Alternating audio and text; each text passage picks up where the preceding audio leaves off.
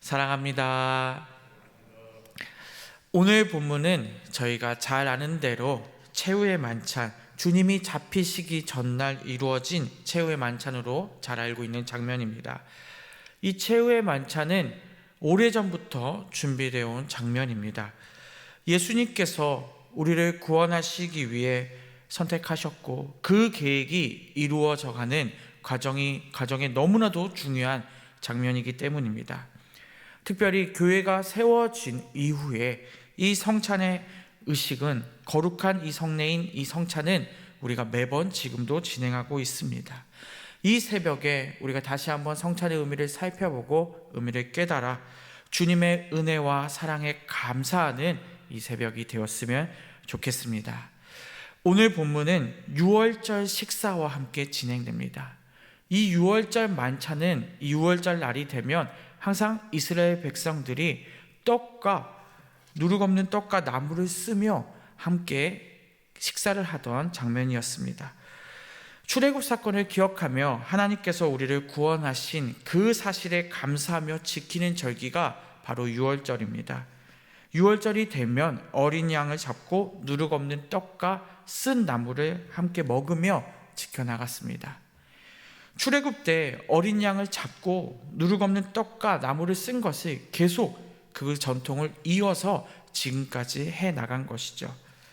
그런데 예수님은 이날 제자들 앞에서 그 떡과 나물을 쓴 것을 먹은 것이 아니라 포도주와 떡으로 이 성찬식을 대신하는 것을 보게 됩니다.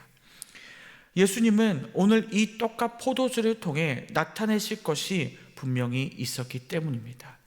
우리가 잘 아는 대로 떡은 예수님의 몸을 나타내고 이 포도주는 예수님이 흘리실 그 피를 상징하고 있기 때문입니다.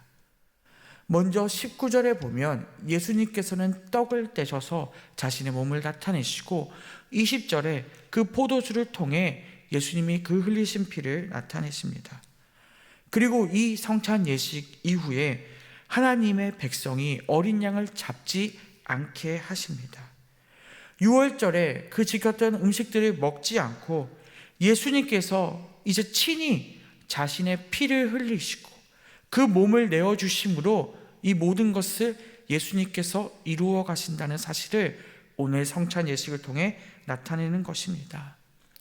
이 성찬식을 통해 유월절 만찬이 과거에 하나님께서 베풀어 주신 그 하나님의 은혜와 사랑을 감사하는 의식이었다면 오늘 이 성찬식을 통해 예수님의 몸과 피를 통해서 주님의 대속하심을 통해 영원히 하나님 안에서 구원의 역사를 통해 예수님과 함께 누려가는 것을 깨닫게 되는 시간으로 바뀌게 된 것입니다. 과거의 일에만 하나님께 기뻐하고 감사하며 끝나는 것이 아니라 장차 오실 그 예수님과 함께 누릴 만찬을 기대하는 거룩한 성찬식으로 바뀌게 되었다는 것입니다. 그렇게 우리는 이 성찬식에 매번 참여할 때마다 내 과거를 돌아보고 하는 것도 중요하지만 앞으로 내가 어떻게 살아갈지 다짐하며 주님 앞에 나아가야 한다는 것입니다. 이 구원의 역사를 이루기 위해 다음날 예수님께서 친히 그 고난과 고통을 감당하시며 십자가를 지셨고 그 십자가를 통해 우리가 구원받았음을 깨달으시기 바랍니다. 그렇기에 우리는 정말 그 은혜와 사랑을 느끼며 감사하며 이 성찬식에 참여해야 합니다. 우리는 그런데 이 하나님의 사랑을, 참 하나님의 사랑을 알고 깨닫는 것이 쉽지 않습니다. 그런데 저도 부모가 되보니 조금 알 수 있는 것 같습니다. 다른 것들을 다 포기하지 못할 것 같아요. 그런데 내 자녀가 어렵고 힘들다면 저도 희생과 포기를 할 수 있을 것 같습니다. 바로 이것이 하나님의 사랑이라는 것입니다. 오늘 말씀을 보고 묵상하며 정말 하나님은 우리의 아버지라는 것을 다시 한번 깨달을 수 있습니다. 부족하고 연약한 우리지만 하나님께서는 그 우리를 사랑하시고 본인을 희생하시고 자신의 아들까지 내어주시기 때문입니다. 말씀에서 너희를 위하여 주는 내 몸이다. 너희를 위해 흘리는 피다라는 것이, 이 말씀이 바로 진정한 하나님의 마음이라는 것입니다. 이 마음을 어떻게 부모가 아니면 이해할 수 있겠습니까? 이 말씀을 묵상하며 이 하나님의 말로 설명할 수 없는 은혜와 사랑이 있다는 것을 다시 한번 깨닫게 됩니다.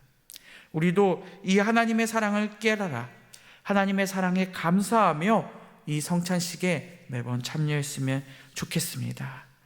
이 성찬식에, 이 의식에 참여하며 또 우리가 기억해야 할 것이 하나가 있습니다. 고린도전서 11장 26절에 제가 읽겠습니다. 너희가 이 떡을 먹으며 이 잔을 마실 때마다 주의 죽으심을 그가 오실 때까지 전하는 것이니라. 한 번 더 읽겠습니다. 너희가 이 떡을 먹으며 이 잔을 마실 때마다 주의 죽으심을 그가 오실 때까지 전하는 것이라. 제자들은 선찬식 이후에도 예수님이 잡혀가시고 십자가에 달려 돌아가실 때까지 이 성찬식에 담겨진 그 말도 안 되는 하나님의 사랑을 깨닫지 못했던 것 같습니다. 그래서 의심하고 도망가지 않습니까?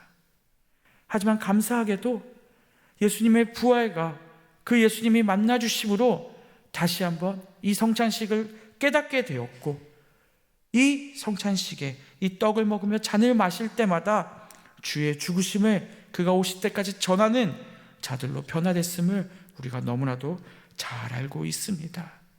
우리 역시 그렇게 되기를 원합니다. 이 성찬식의 의미를 깨닫고 알아서 그것을 멈추는 것이 아니라 하나님의 복음을 끝까지 전하는 전도자로 살기를 원합니다.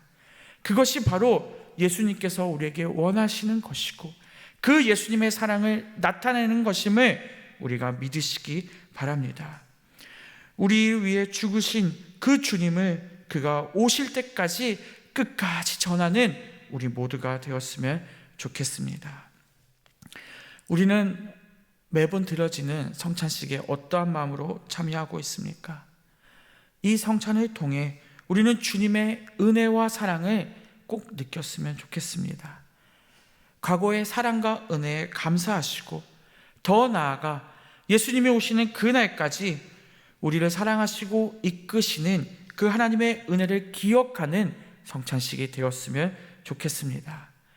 여기서 끝이 아니라 그 하나님께서 사랑하시는 그 마음에 감사하며 포기하지 않고 예수님이 오시는 그 날까지 복음을 전하는 우리 모두가 되었으면 좋겠습니다. 바로 이것이 하나님의 명령이고 하나님의 사랑과 은혜에 최선을 다하는 우리의 모습이 되었으면 좋겠습니다. 말씀을 맺겠습니다. 성찬식은 단순한 의식 행사로 이루어져서는 안 됩니다. 성찬식은 우리를 사랑하시는 그 예수님의 사랑과 은혜가 듬뿍 담긴 거룩한 예식임을 믿으시기 바랍니다. 하나님 아버지의 말도 안 되는 그 희생과 헌신에 감사하는 거룩한 예식임을 믿으시기 바랍니다. 우리는 이것에 온전히 참여하시고 그 선찬식 때 그 말씀에 깨달아 복음을 끝까지 전하는 우리가 되었으면 좋겠습니다.